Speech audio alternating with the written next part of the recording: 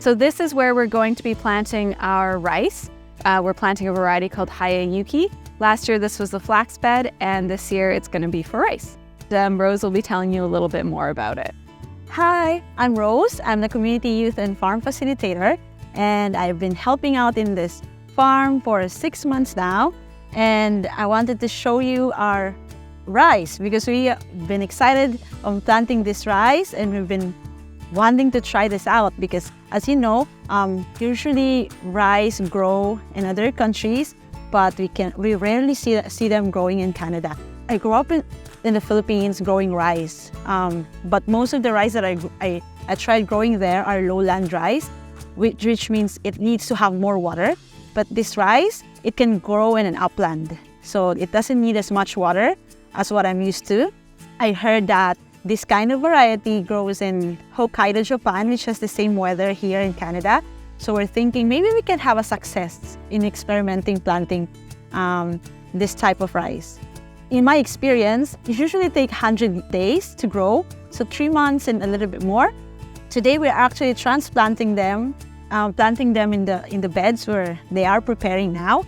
For me, it's very normal to see rice growing. We don't even buy rice in the Philippines because from the island where I grew up, it's just very normal. Everybody almost have a rice field, so we don't buy this. And it's just nice to share that kind of knowledge, that kind of experience to people, sharing new things, how it's grown and how it looks like when you're growing them, how to harvest them, how to process them, how it became the rice that we buy in the market. Planting rice is never fun. Been from morn till the set of sun. Cannot stand and cannot sit. Cannot rest for a little bit. Oh, come friends and let us homeward take our way. Now we rest until the dawn is gray. Sleep, welcome sleep. We need to keep us strong. This is our newest addition to the North Grove. This is a little free library. It was built during our farm season opener, and right now it doesn't have much in the way of books, but it will. So if you have books you want to share with your community, you can add them in here, and we'll be giving it a good paint job and a little sign as well. And this was donated by some generous supporters of ours.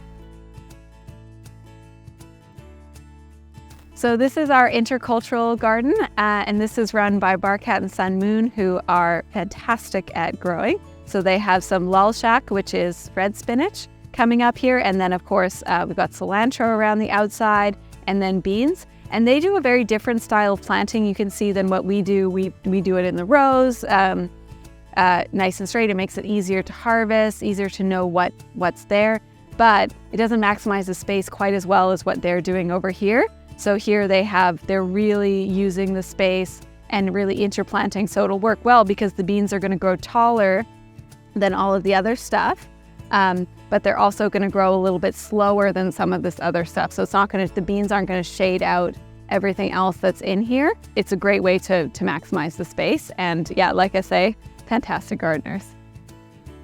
So we have our greenhouse in here. You can see how much bigger these indoor tomatoes are than the ones that are outside. We have a few varieties. Over here we have the indeterminate ones, so that's what these volunteers are stringing up. That'll give something for these to climb. On this side over here we have determinate tomatoes, and that's why those are in the cages, because they're only going to grow about 5 or 6 feet tall. And then on this other side, we have some okra growing. We also have some eggplant and some hot peppers as well. And then we're really using as much space as we can by growing some things in pots. So we've got more peppers, more tomatoes. We've got some peanuts planted here.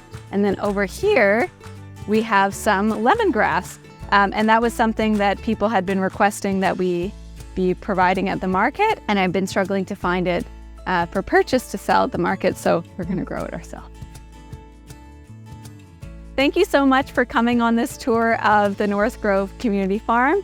You can see things are really growing and thriving, and I would encourage you to come visit and stay tuned for the next video when you see things are getting even bigger.